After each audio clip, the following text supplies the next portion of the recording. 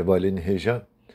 Divi videoya de bir avayı ki kurt hineki basa tiga kapitalizmi anji bir gotineki din basa tiga sermayandariye bikim. Kapitalizm navi sistemeki civaki u aboriye kudive sistemi de mülkiyeta taybeteye u şahs buhe khudi makine u alaven hilberandinine.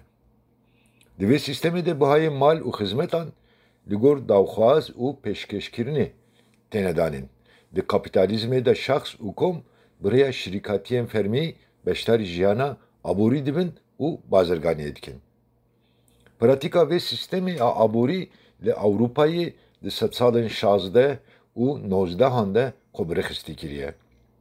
Lê di serdema pêşîn de jî meriv dikare hinekî wesfên vê sistemê bibîne.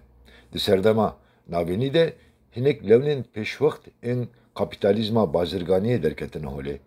Piştî hilweşîna feodalîzmê jî kapîtalîzm li cîhana rojavayê wekî sistemekî serwer berdewam kiriye. Ji Ewropayê bi taybetî jî ji Ingîlistanê li dinyayê bela bûye.